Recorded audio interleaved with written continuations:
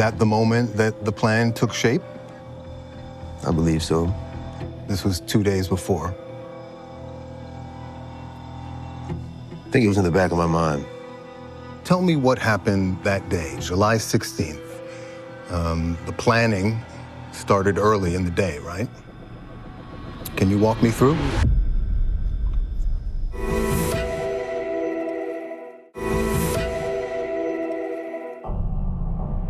After a troubled childhood, teenager Tyler Hadley spent almost a year joking with his friends about killing his parents.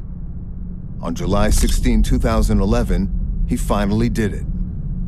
Tell me what happened that day, July 16th. Woke up around 9:30 maybe, 9:10. Did you know this would be the day? No. Pretty early on in the day, you're communicating with your friends. You put the word out about the party. What's in your mind then? I couldn't stop thinking about it. I was losing my mind. I couldn't get it out of my head. I could not rest until I just get those thoughts out of my head. And the only way to get them out was to do it. Yeah. Tyler Hadley held an oversized claw hammer and approached his mother from behind as she sat at a desk. July 16th, you, by your own account, you stood behind your mother for 5 minutes. That's what you told somebody. I did tell them, but I think it was more 20 seconds. Felt like 5 minutes. Might have felt like 5 minutes. With the hammer. Yeah. And you struck her from behind. Mm-hmm. Yeah. She asked you why. You remember that? Yep. Did she face you at that point? I don't remember. How much they loved you. Because they didn't even defend themselves. You remember that? I don't recall saying that verbatim, but I remember somebody saying that I said that. Okay. Do you remember them screaming for their lives? Yeah. None of that could snap you out of it? It gets blurry. It's blurry as time goes on, but yeah. But sitting here talking about it makes me recollect it, yes. You described it as a blind rage coming out. Yeah. You said, I was covered in blood, I was detached. I went into this sort of psychotic state or trance. Yep. Yeah. I had some sense of finality that it was over. All that compulsive thinking was just gone. Sounds about right. And then I looked in the mirror and I laughed. Tell me about that. I went in my bathroom mirror and I was covered in blood. Everywhere, my whole, everything. There was blood all over the place. And I laughed at myself in the mirror. Why? I don't know.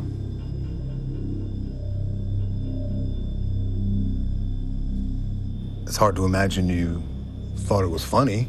I don't think it was a funny laugh. Not it was more of a deranged laugh, more of a, I guess that is a little bit, well, I guess it's a little bit deranged, yeah. And what's your state of mind in the immediate aftermath? It sounds like almost like there's a sense of relief that it's over. Relief, but mechanical.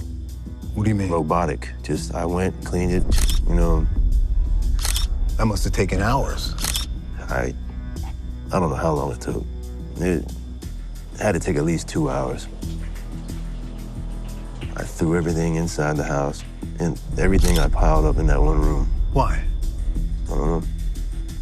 I was just ashamed. I couldn't look at anything. I couldn't bear to look at it. You felt shame at that point? I felt a little shame, yeah. A little in the back of my mind, yes. A little? It was starting to come. I mean, yeah, of course I felt shame, but I was keeping it down. I see. And I was terrified. I was petrified. I felt a petrifying angst, dread within the pit of my stomach, knowing that what lurks beyond that door. What you did? Yeah. And I just suppressed it. And I threw everything in there. And I went about my business of just having a party.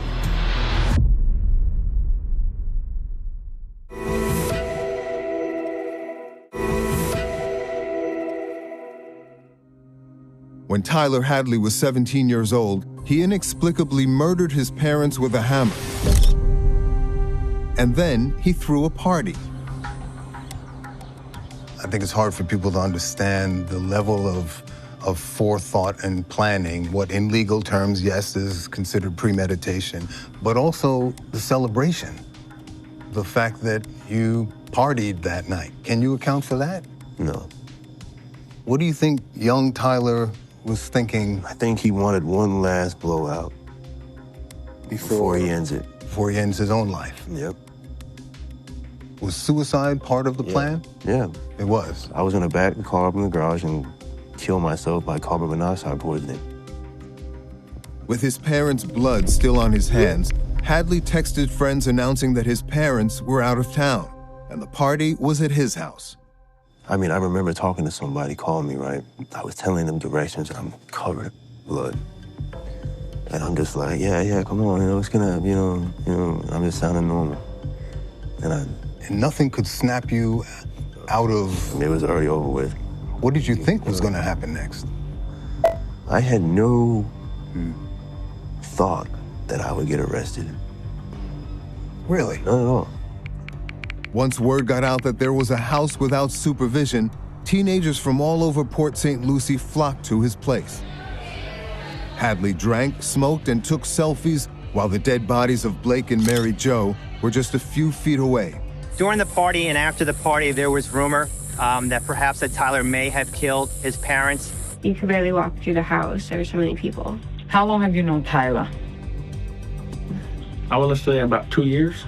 Tyler came and sat down. He just looked so lost and had this blank stare on his face. Like, dude, I know you're not going to believe me. No one will believe me.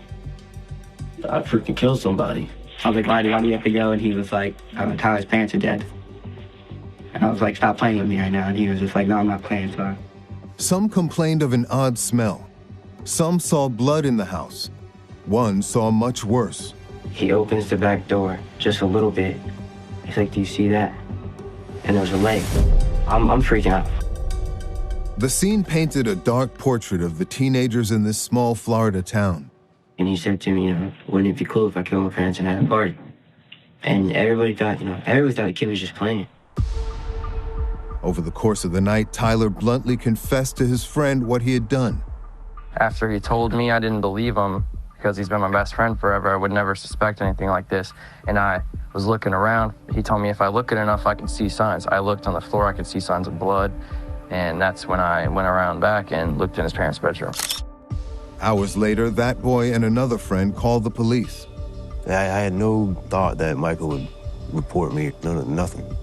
That wasn't even a part of my mind. I wasn't even thinking about it. A few hours after that, on July 17, 2011, Tyler Hadley was arrested. Your name is Tyler? Okay. You had a party last night. I'm going to read you your Miranda rights. Are you familiar with those? The first one is you have the right to remain silent. I get this phone call. I answer my phone, and it's my dad. The only words he said was, Mike, Blake, and Mary Jo are dead. And I almost dropped to my knees. I said, oh my God.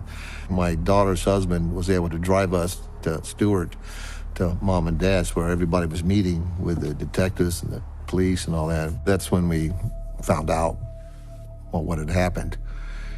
What kind of a human being can do that? I don't.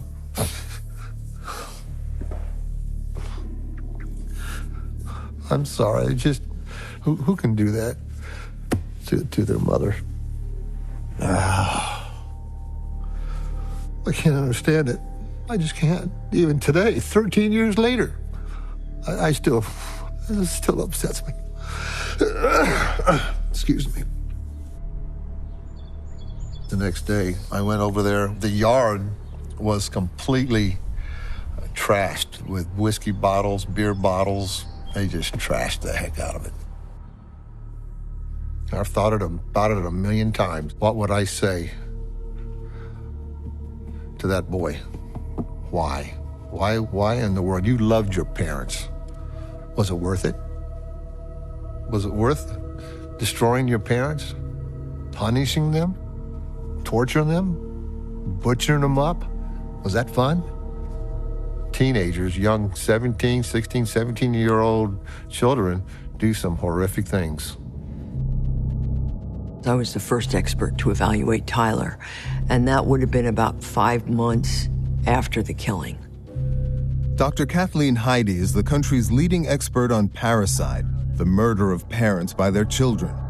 She was hired by Tyler Hadley's defense to make sense of his shocking crime. As I recall, he was still 17. And Tyler was very, very immature relative to other 17-year-olds. He was at a level of a younger child where you try to figure out how you get your needs met from big people, like adults. It's fine when you're 3, 5, 7, 10 years old. Not good when you're 17. For parents who are saying, could this be my son or daughter, what I think is important to know that what happened here with Tyler is a very, very, very rare event. But when mental health professionals get involved, that's the driving question. Why? Why would a kid from a good family with loving parents kill them? That question would dominate the criminal case and decide Tyler Hadley's fate. There's basically a debate whether Tyler is sick and treatable or irredeemably mad and or bad. Irredeemably corrupted. Which do you think you are?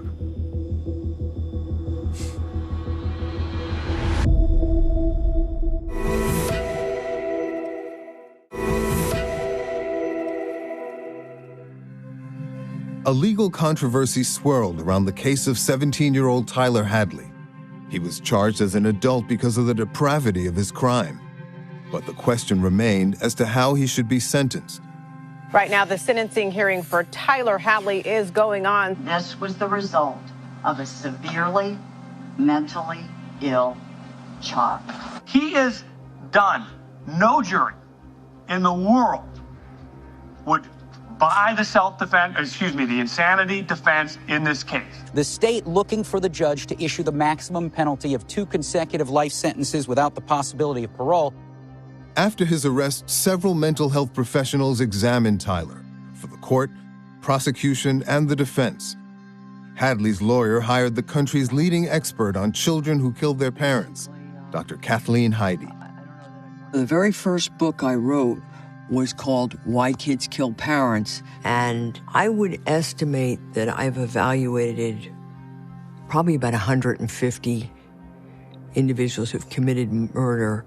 Most of them have been juveniles. I saw Tyler on 6 occasions over the course of about 2.5 years. Tyler's case is probably among a handful of cases that really stand out as so perplexing and complicated. But we have to know why people commit crimes to stop it. In the weeks after the crime, it's believed Hadley embellished and lied during his sessions with Dr. Heide and the other psychiatrists. It's known as malingering. There's a long record of you trying to manipulate the forensic doctors, right? Yep. You, for example, told doctors you were hearing, you heard voices, you saw apparitions. Of course. Right? Was that malingering? Hell yes. Yeah, of course it is. And at the time, I shouldn't have done that, but I didn't know what else to do at the time. What was the point of it?